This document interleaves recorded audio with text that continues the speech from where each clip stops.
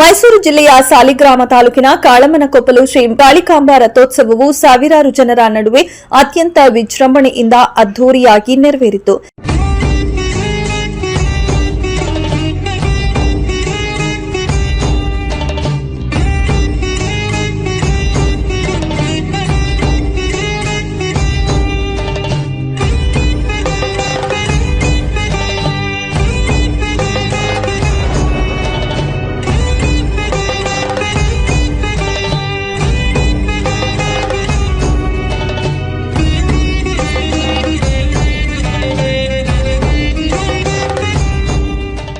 ಇನ್ನು ನಡೆದ ಅಮ್ಮನವರ ಜಾತ್ರಾ ಮಹೋತ್ಸವವಾದ ಹಿನ್ನೆಲೆಯ ದೇವಾಲಯದಲ್ಲಿ ವಿಶೇಷ ಪೂಜೆಗಳನ್ನು ನೆರವೇರಿಸಲಾಯಿತು.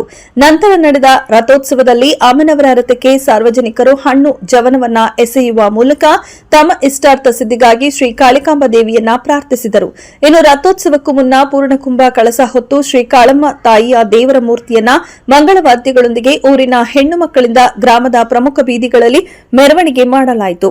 ನಡೆದ ಅದ್ದೂರಿ ರಥೋತ್ಸವದಲ್ಲಿ ನಾಡಿನ ವಿವಿಧ ಭಾಗಗಳಿಂದ ಸಾವಿರಾರು ಸಂಖ್ಯೆಯಲ್ಲಿ ಸಾರ್ವಜನಿಕರು ಪಾಲ್ಗೊಂಡು ದೇವಿಯ ಕೃಪೆಗೆ ಪಾತ್ರರಾದರು.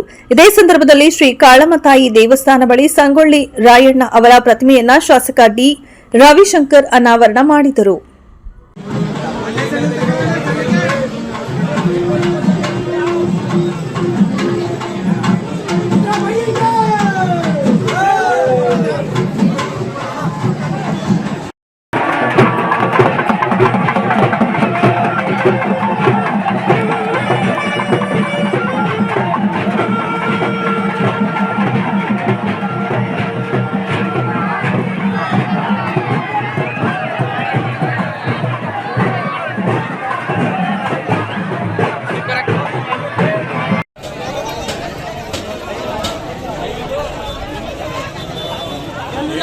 ಹೋಗಿ ಟೂರ್ ಎಲ್ಲ ಬಳಸ್ಬಿಟ್ಟು ಯಾವ